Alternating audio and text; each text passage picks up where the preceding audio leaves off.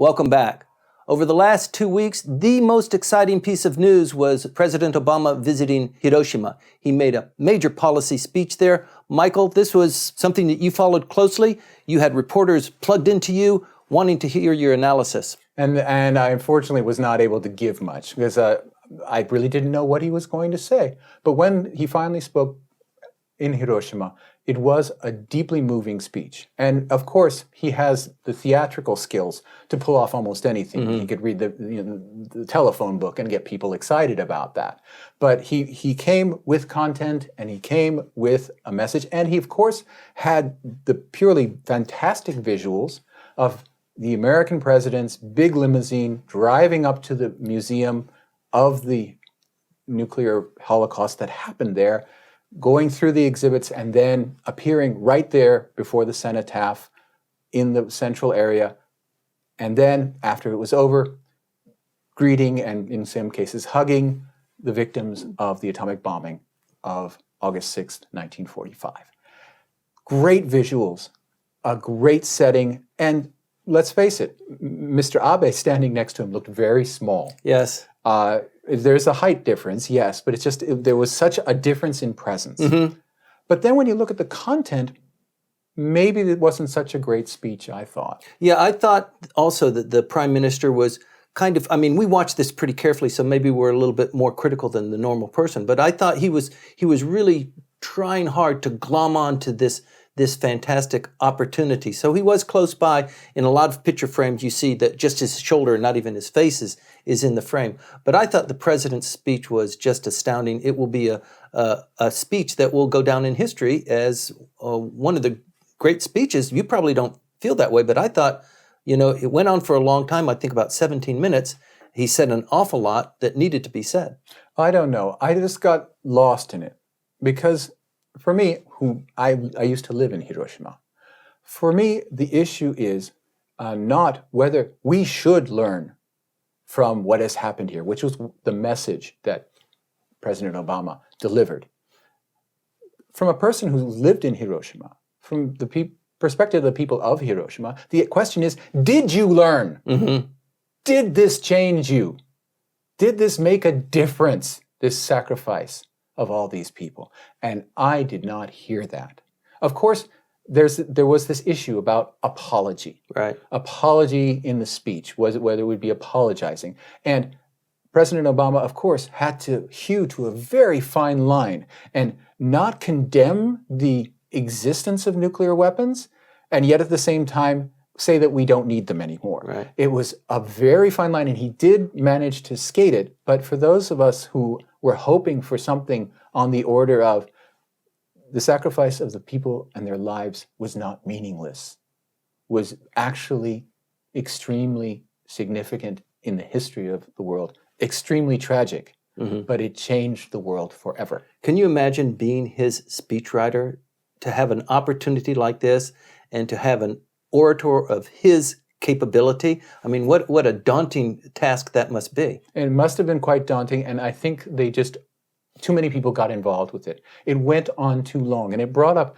concepts that are very strange, like the idea that from the dawn of human existence, when we were all just carrying spears and stones, war has existed. Well, actually, archaeology has yet to find evidence of that. But there's this idea, and it comes from President Obama's Christianity, that we have to redeem ourselves. We have to change our thinking. We have to change our morality. And that was repeated over and over. Moral awakening was the phrase that he used in the speech. And again, from the perspective of Japan, saying, really? You see, the reason why we're allied to you, Americans, is because we already thought you were already morally awakened as compared to everybody else.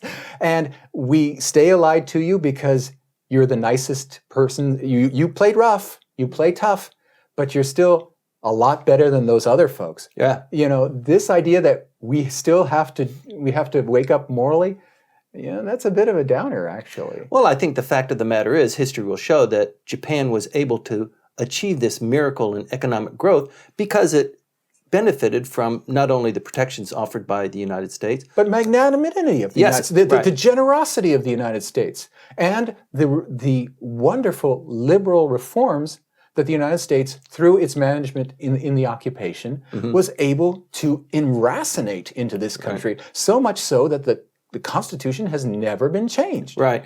I don't know if it's completely accurate to say this, but I think never in human history has a victor come in and taken care of the defeated nation. The Germans might say that the West Germans might say that the United States was equally moral in its action. So the idea of moral awakening that President Obama was calling for seemed a bit. The speechwriters seem to have gotten lost in that. Now, in terms of the atmospherics in Japan, however, the response was almost North Korean in its adulation. Kyoto, I think it was Kyoto's poll showed 98% of Japanese approved of Obama's appearance at Hiroshima. 98%. That's huge. I've never seen that number ever in any Japanese poll. You know, if you put on a vote for is air good? Yes. There would be some people who would say no. But in this case, the atmospherics, the setup, the visuals, everything came together, and there were worries that there would be either far rightists or far leftists who would take umbrage or demand or protest.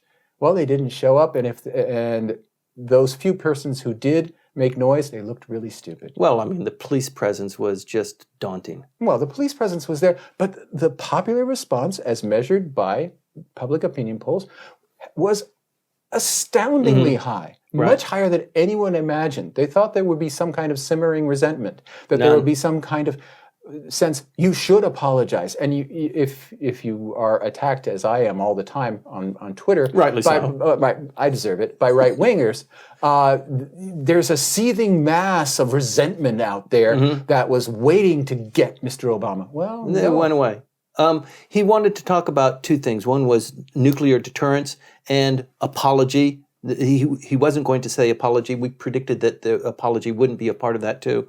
But also an expression of some remorse that this will never happen again and we're going to be careful. He didn't quite go that far because I think the whole world is watching this speech too. And the whole world, and a lot of nations in the world, depend on nuclear weapons for their ultimate security, including Japan, by extended deterrence from the United States nuclear umbrella. Right. Well, isn't it a fact that because of the existence and maybe the kind of monopolistic power of holding nuclear weapons, that peace has been maintained? We don't know about that. There's a huge debate about that, but it's nevertheless the core element, or a core element, of the Japan-U.S. security alliance that the Japanese government and Mr. Abe rely upon when they start looking out into the world across the East China Sea, up to the north of where North Korea is.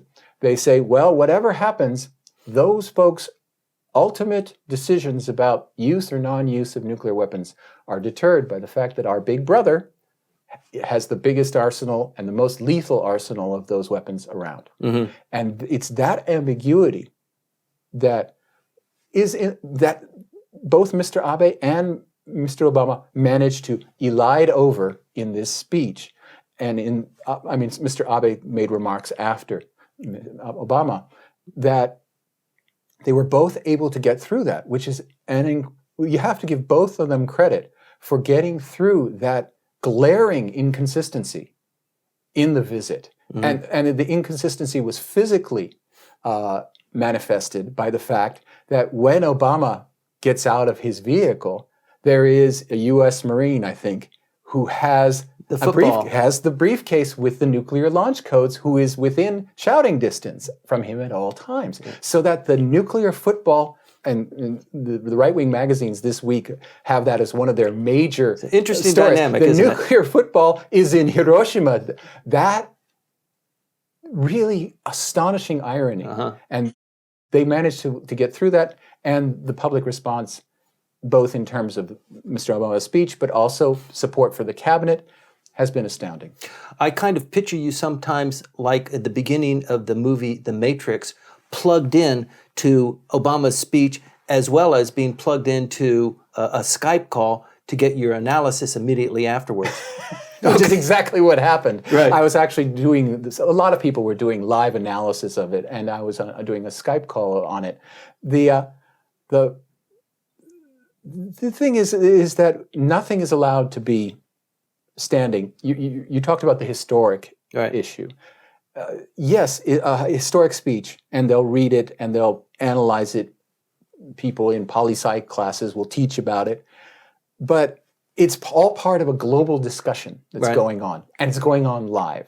And to be able to dominate that global discussion is something that Mr. Abe relied on Mr. Obama to do, and President Obama delivered. Right. That's what we can get out of this whole thing. What I'm curious about is, since you were so plugged in, you were listening very intently. What do you think about his delivery, his oratory of the speech, not the content, but just his dynamic performance? Well, it certainly made me, coming on afterward, feel very, very small. Like on the show? When I have, yes, like when I speak after you. Yes, I feel your pain, Michael. President Obama visited Hiroshima, made a major policy speech. This speech will be studied and parsed for years to come. It's important for the nuclear proliferation issue, as well as binding the United States more closely to Japan, the first president to visit the city of Hiroshima.